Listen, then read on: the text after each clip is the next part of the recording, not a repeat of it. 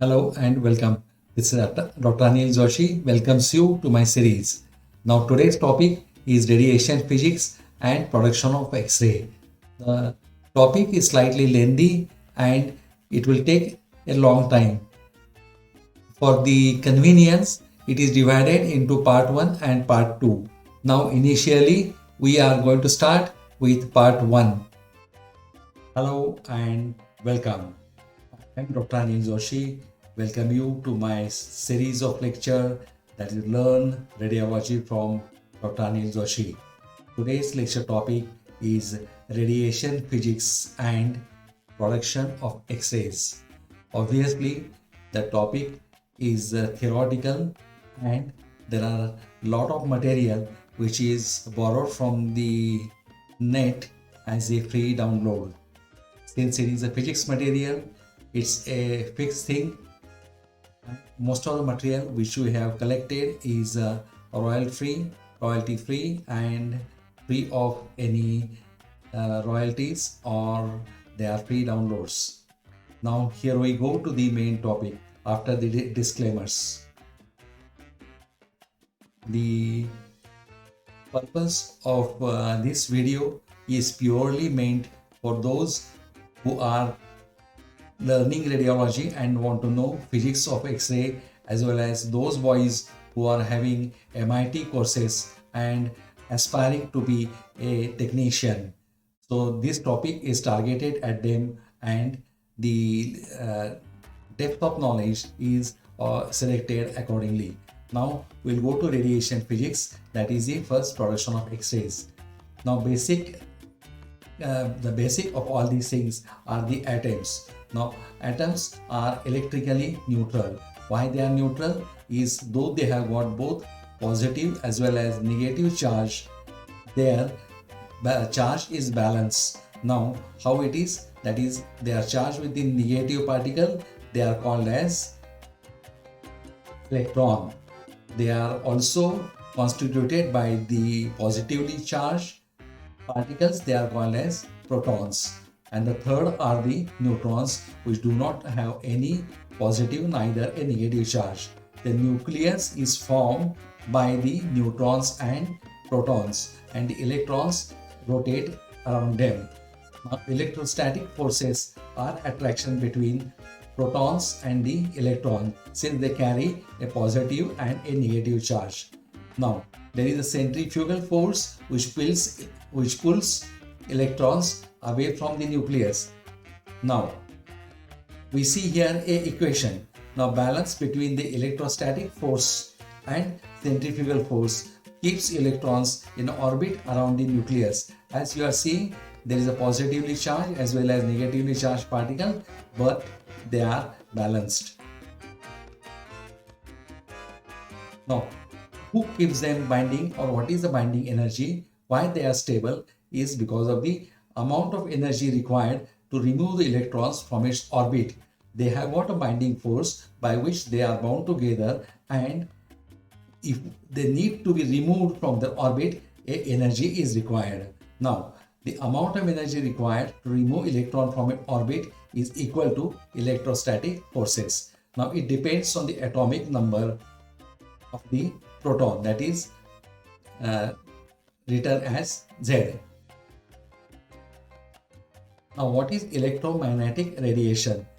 The movement of the energy through the space as a combination of electric and magnetic field is called as electromagnetic radiation. They travel at the speed of light. Now electromagnetic radiation travel at the speed of light, and the movement of energy through the space as a combination of electric and magnetic field. Now this is the speed of light which is designated.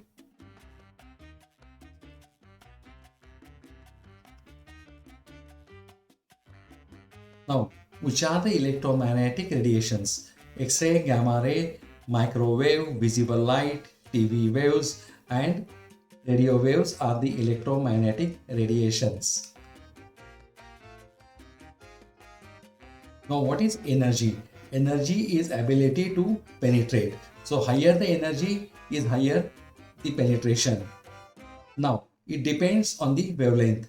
Shorter the wavelength, higher will be the energy, and higher the frequency, higher will be the energy level. Now here you are seeing A, B and C. Now what is the difference?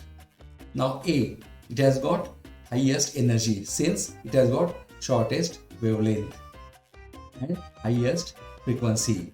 Now if we come to B and C, now C has got the highest energy and lowest wavelength. Now all these electromagnetic waves travel in a straight line. They cannot be focused to a point. Differently absorbed can cause a fluorescence. That means if there are certain particles, if there are certain molecules on which if the radiation falls, they can be absorbed differently and that can cause a fluorescence, that is the conversion into a light. Now they have also got a harmful effect to the living tissues. Out of these, the fluorescence is made importance in fluoroscopy of the X-ray. These are the X-ray characteristics. Further going, high energy levels is another characteristic. They have got no mass, there are no charges, so they are neither positive nor negative, and they travel at the speed of light and they are not visible. That's why they are called as X-rays. Now X-ray machine is a machine which produces all these things, and we make use of the properties of these X-rays to diagnose different issues and to diagnose different diseases. Now X-ray machines. Primary component of an X-ray machines are the X-ray tube, then X-ray power supply, and the X-ray tube is composed within the tube head. So there is a casing, in that there is a tube head along with some components of the power supply. Now this is the X-ray tube. In that there are different type of X-ray tubes which we are going to see in subsequent lecture. Now what is X-ray tube? X-ray tube is composed of a cathode and anode, situated within an evacuated glass envelope or a tube. Now each and every importance of each and everything which we are going to see, why there is a vacuum, why it is of the glass, and how it holds the anode and cathode. Now electrons are emitted from the cathode. Cathode emits electrons. Now after the electrons from the cathode are emitted, or sometimes it is called as they get boiled off, then they are sent to a target, or they attracted, or they are pulled, or they are accelerated towards a target, that is the anode. Now this produces X-rays.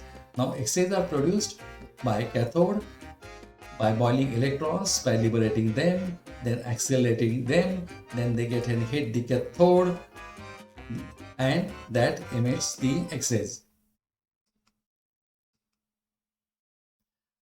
Now X-ray tube consists of a filament and a focusing cup.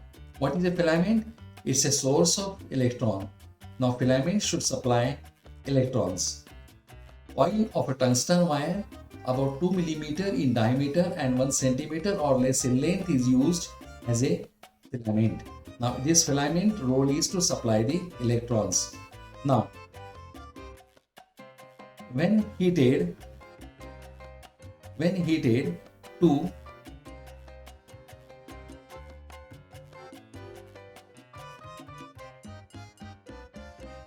when it is heated, it produces the electron by boiling off the effect. Now it is because of the current flowing through the high voltage current is flowing through it.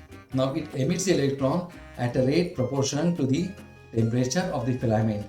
So the filament gets heated and it eliminates the electron, or it boils off the electrons.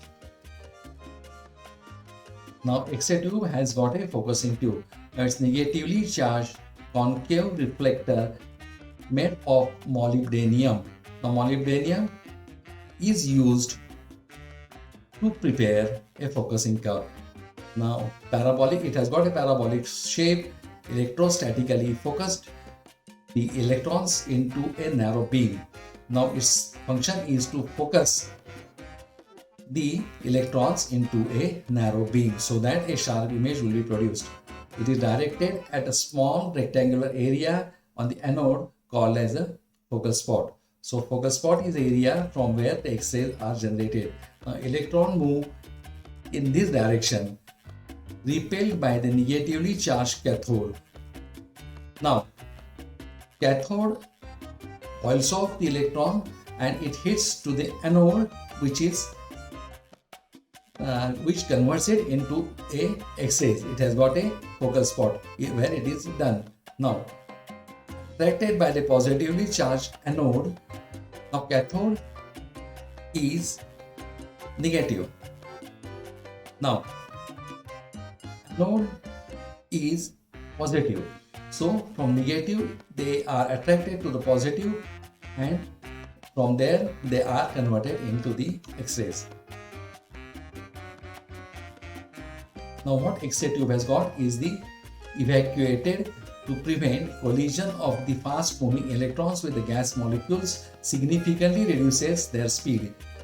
This has to be a vacuum. Now if there is no vacuum, there may be some gases in it and the gas particle will collide against the electrons and again they may result into production of the scattered rays. So to prevent this collision of fast moving electrons with the gas molecule, the X-ray tube, that is glass tube, is totally vacuumated. There is nothing in between. It prevents oxidation and burnout of the filament. Otherwise, because of the high temperature, if there is oxygen in it, the filament, that is tungsten, will get melted and it will be rusted and gets burned off. Now, X-ray tube, we have got two types of stationary anode. We will see first stationary anode. It consists of a tungsten target embedded in a copper stem. Now it converts kinetic energy of the colliding electrons into the X-ray photons. Now, why it is tungsten?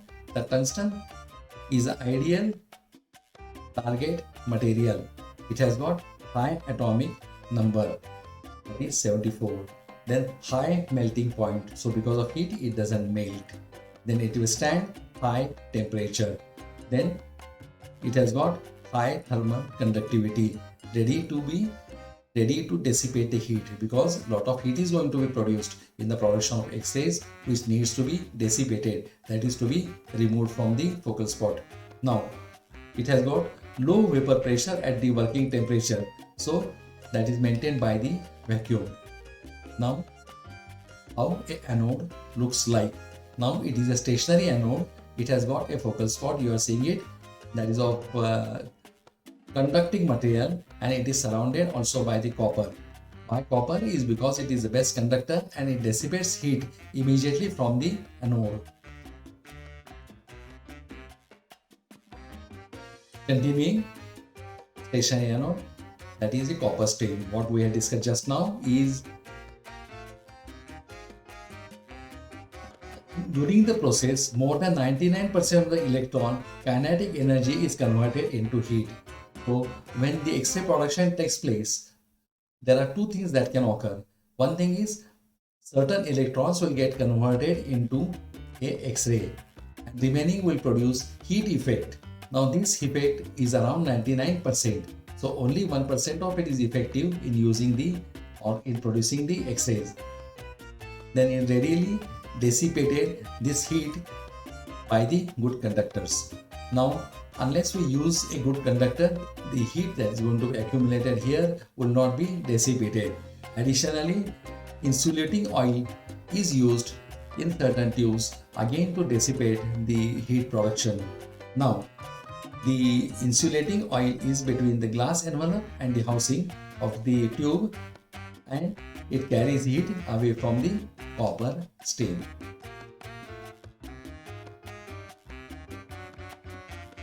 What is a focal spot? Focal spot is the area on the target to which the focusing curve directs the electrons. Now, the sharpness of a radiographic image inversely proportional to the area of focal spot. So, larger is the focal spot, less sharp is the image.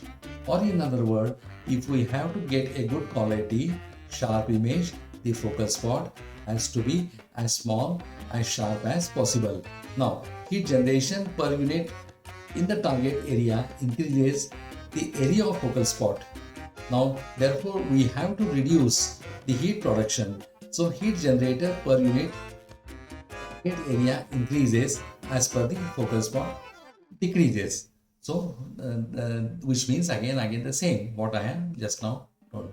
Now, this is the X-ray tube again. Is the target where it is shown, and the anode they have shown focusing cups which focuses the electrons.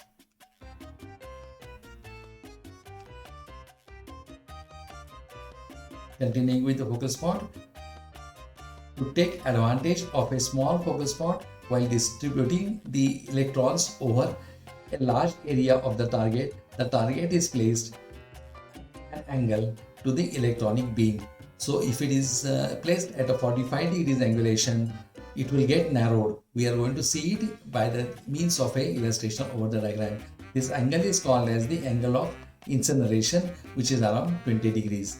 Now, effective focal spot, that is 1 mm or smaller than the actual focal size, will be 1 into 3 mm.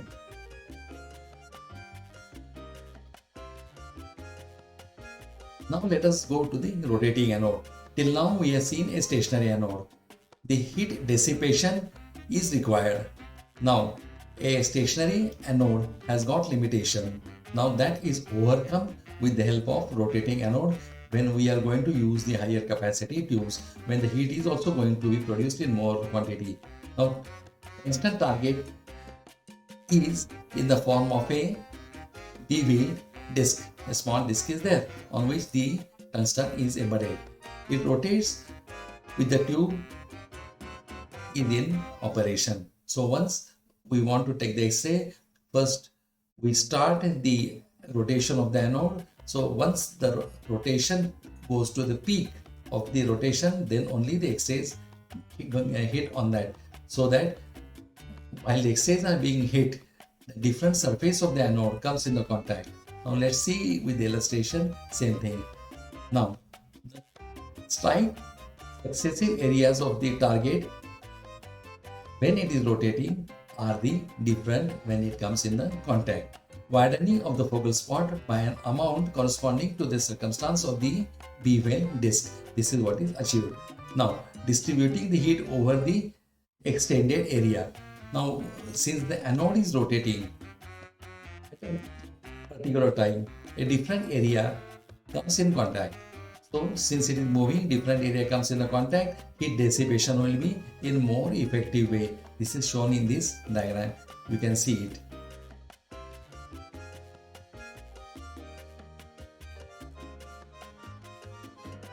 Now again going in more detail of rotating anode. The focal spot is now called focal track because in stationary there was a single area, but while in rotating it's a track. So in rotating anode the focal spot is called as focal track, and in stationary it is called as a focal spot. So it can be accepted, it can accept tube current of 100 to 500 mA, that is 10 to 50 times that of the stationary anode. So this is the advantage we achieved, that the tube rating of the rotating anode tube will be much higher than that of the stationary. It will be 10 to 50 times more because of the rotation and the different contact coming every time, causing more dissipation of the heat. Now 3000 revolution per minute is the minimum speed required to give a appropriate dissipation. Now in dental film or in dental X-rays, in dental application, we are using a small radiation. So in that there is no need to use a rotating anode because rotating anode tube is slightly bulky and larger in size.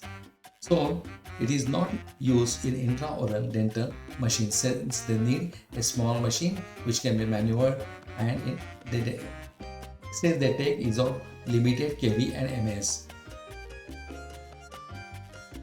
It may be used in tomographic or in cephalometric units. Now, units is the machines. Always used in medicine always used in a medical computerized tomography machine, X-ray machine, which require high output of voltage. Now see this.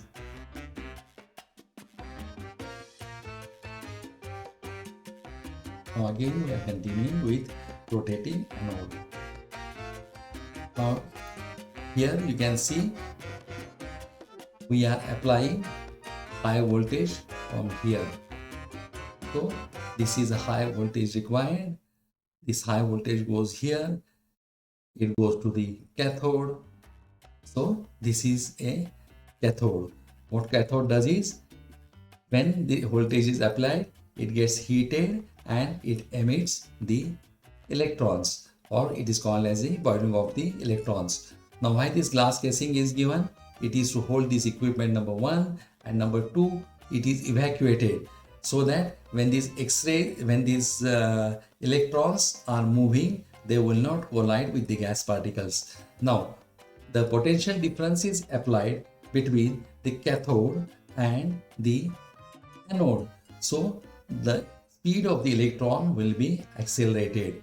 Now once it is accelerated, here suddenly they are decelerated. Now accelerated electron, once rapidly decelerated, will get converted into a X-rays. So this will be X-rays. Now as we have said, this anode has got a tungsten track and it has got angulation. Now these are the things which makes it rotate. So these are the bearings. This is the plies which will make it rotating.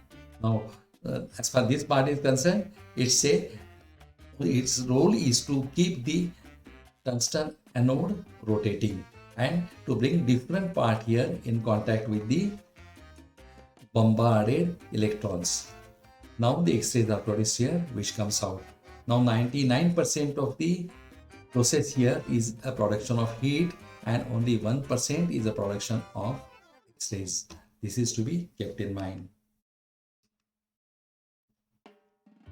Now first is the power supply. Power supply is necessary to heat the cathode filament to generate electrons, because unless you heat a cathode, there will not be boiling out of the electrons, and unless the electrons are boiled out, they will not be attracted towards say anode and they will not be converted into the X-rays. So first is we have to heat a cathode, or cathode has to be there, and that is done by the help of power supply. Now, heat the cathode filament to generate electrons. Establish a high voltage potential difference between the anode and cathode to accelerate the electrons towards the anode. See, this is what is happening here. The AC supply is connected. Now this AC supply goes to the transformer. The design of this transformer we are going to see later, not right now. Right now we are only at this portion, that is the tube. Now here what is seeing, this is a cathode which is emitting X-rays, and this is an anode which is having tungsten. It boils off the electrons. Here the potential difference is applied and they are accelerated, and suddenly here due to the deceleration they are get produced into the X-rays. Now the filament transformer, as I said you, is meant only to heat the filament, because unless the filament is heated, the electrons will not get boiled off and there will not be a production of X-rays. That's why first power supply is applied. Now the power supply is consisting of two transformers. That is a filament transformer, which is meant only to heat the filament. It has got 3 to 5 voltage, not very high really of the high rating, but it's a small which role is to only heat the filament. And second is the high voltage transformer, which creates 65 to 110 kV. Please note, from volt it is getting converted into kVs. So that is the high tension transformer. That is a different entity, and which we are going to see it in a different lecture. Today's lecture is meant only for the tube functioning. Now this lie within the electrically grounded metal housing called as a tube head. Now electrical insulating metal, usually oil, surrounds the tube and the transformer. Now the role of oil One is to dissipate the heat, and second is it is the inert. It will prevent the uh, electricity being leaked. So it's a perfect insulating material, or it is called as uh, insulating oil. Now, flow of electrons through the tube. We are seeing the tube current now. Tube has to have one thing is the tube current. Now, the flow of the electron through the tube or the filament tube anode and again back to the filament.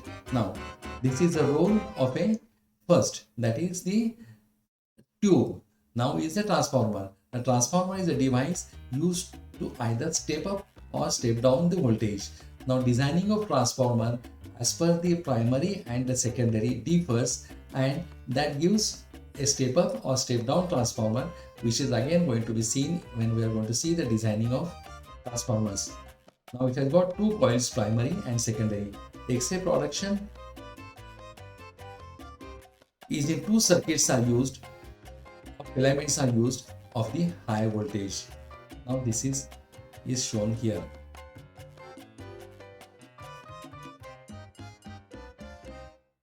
Now coming to filament current.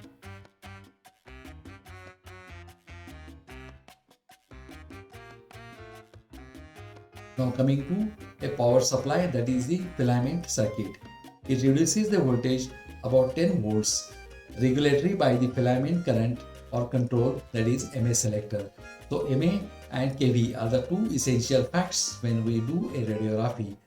They regulates the filament temperature and thus the number of electrons emitted, that is 10 MA. This is not the same as that is the current in the filament circuit. It is different.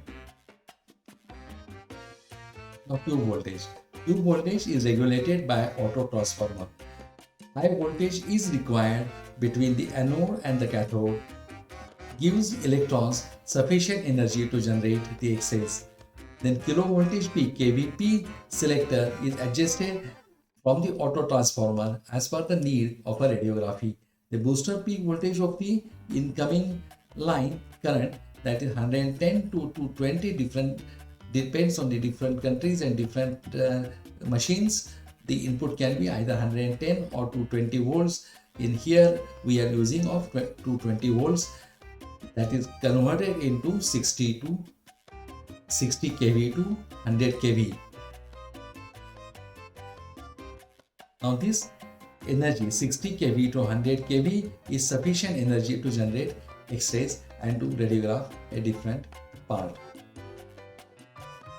Now polarity of AC is usually a alternate current.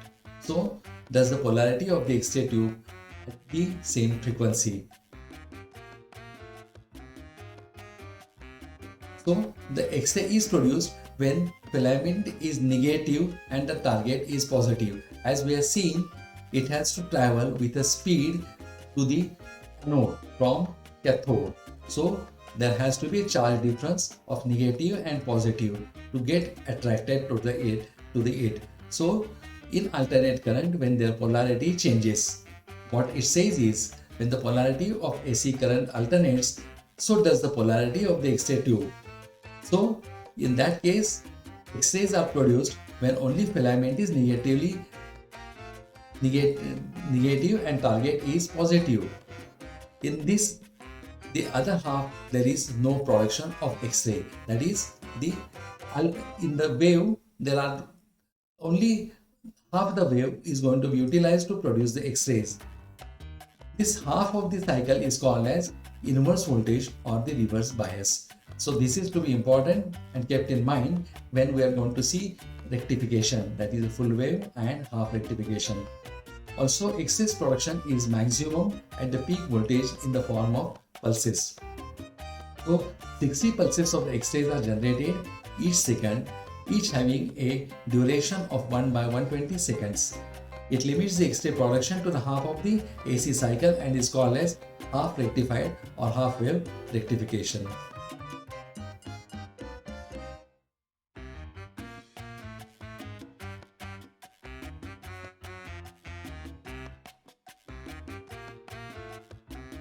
Now coming to power supply. Some dental X-ray manufacturers produces machines that replace the conventional half-wave rectified power supply with a full-wave rectification. So in what happens is, in the negative cycle is converted into the positive cycle and it is called as the full wave rectification. So either you can cut off the half the cycle or you can convert it into a useful cycle. So that is called full wave rectification. This result is an essentially consistent potential between the anode and the cathode. Mean energy of the X-ray beam produced is comparatively higher when operated at the same voltage. The images resulting from these machines has a longer contrast scale and a patent or a patient receives a lower dose of radiation. Now coming to a timer. Timer is built into a high voltage circuit to control the duration of the X-ray exposure. Subjecting the filament to the continuous heating of the normal operating current, it shortens the life. So, to minimize a filament damage by a continuous exposure, a timer is put. The timer first sends a current through the filament for about half a second. So, first the filament is heated properly or prepared properly, it emits the electrons and then it applies power of high voltage circuit to produce the X-rays. In that way, the unnecessary wear and tear of the machine is prevented. In some circuit designs, a continuous low wave current passing through the filament maintains it at a safe low temperature and shortening the delay preheat the filament. So these are the we have seen in detail lot of things as far as characteristic radiation is concerned, its useful effect, its usefulness, the design of the machine, considering radio physics, how the machines are designed and how to make best use of them. That is, if we want to produce a sharp image, which type of radiation we should use, which type of factor we should apply is important as far as this physics is concerned. With all these things, I thank you for giving me your valuable time. Please note, radiography is not a race, it's a process. Be a part of it and enjoy the feast of knowledge. I am Dr. Anil Joshi logging off. Till we meet again today. Go in detail of physics, it's very useful. Know the details, know its application and get the best quality film. The best quality film will yield the best quality diagnosis. Take care, do your best and give your best to the patient.